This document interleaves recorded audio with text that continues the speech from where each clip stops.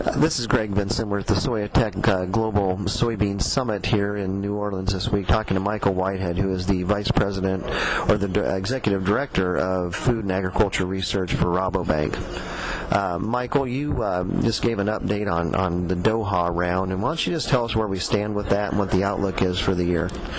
Greg, the Doha round of trade negotiations, and particularly with the agricultural side of those negotiations, has been going on now for almost 9 years. It's the longest round of trade negotiations yet. And what we're basically looking at is the fact that it could well be within a year of being finalized.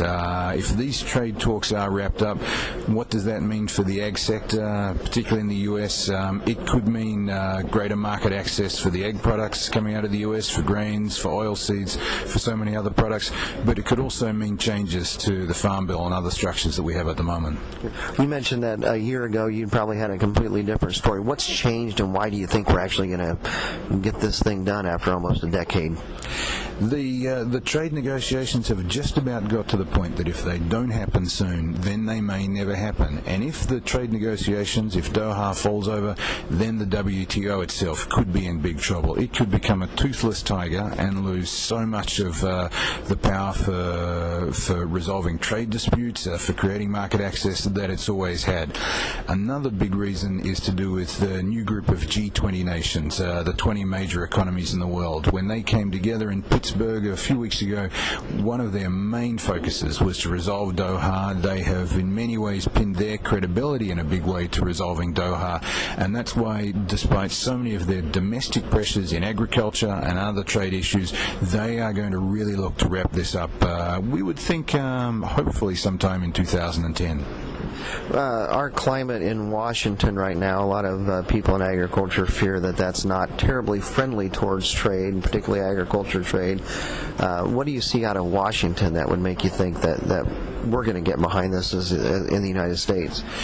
I almost think it's more what we don't see than what we do see, and a lot of the time what we're not seeing is just these trade negotiations going on in Geneva and going on in other places where the major players, the US, the EU, Brazil, India, and other big players in these talks are getting closer and closer to an agreement on what their reductions in subsidies will be, what their changes in market access will be. So those are getting closer as well. What is happening in Washington, you're exactly right, could in some ways be a distraction. While we continue to, slowly and hopefully make our way out of recession, there is going to be pressure from the other side to protect domestic industries. And we're also dealing with an administration that's still new, that's only a year old, that was noticeable in the campaign for exactly what it didn't say about what it thought on free trade. So that's going to have to be watched too. We heard in the campaign what the new administration said about NAFTA in particular. Now we need to hear more about what the new administration thinks of the WTO talks going forward. Okay. What's going to derail it at this point? It could still be derailed by each of the main players feeling the pressure from their domestic constituencies. Each of the main players feeling that they have more to lose by opening up market access and more to lose by taking on their own agricultural pressure groups and their own agricultural industries, and feeling that they can still survive and prosper with the current round. And also for the fact it could be derailed for countries just not going that extra few yards to make a few more cuts to get to the final round. It's getting closer. It's definitely getting closer. And let's also not put the blame on agriculture. Agriculture is probably closer to being resolved than services and so many other aspects of this. It's just ag that gets all the publicity. Okay. What if you were to put some milestones down for people to watch for in the coming year about would be some indications that we are moving closer to this? What would you really look for? We will hear the results coming out of the ministerial meetings that will happen, and we will hear the results from U.S. trade negotiators and other trade negotiators as they continue to get closer and closer with these talks. But watch government as well.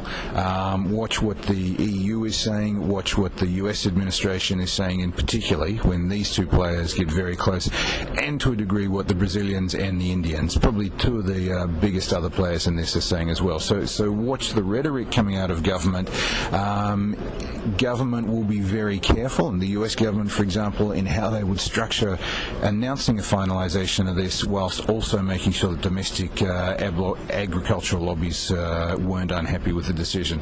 It's going to be a difficult process, and particularly right at the moment when we're sort of seeing some concerns in the ag sector about finalising this whilst keeping the ag sector reasonably happy. Okay. You obviously look at more than just the Doha round and look at overall trade and the global climate. What are the big concerns and positive things that you see right now around the world from an agriculture standpoint? In terms of agriculture, it certainly never gets boring in this sector, and there's never nothing happening as well.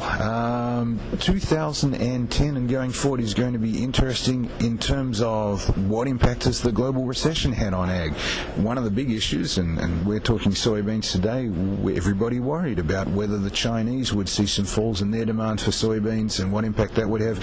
It didn't seem to happen to a big extent, but we may well see some impact from credit issues on the inputs of farmers in other countries, in South America and the Black Sea region, and what that's going to mean in terms of supply of grains and oilseeds and how that's going to impact prices. Obviously, a huge issue for everyone in the US at the moment in grains and oilseeds is the weather. Where are crops going right now?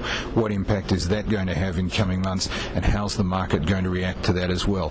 But even beyond grains and oilseeds, we're seeing big issues in the meat industry in terms of oversupply and how this is impacting the dairy industry as well.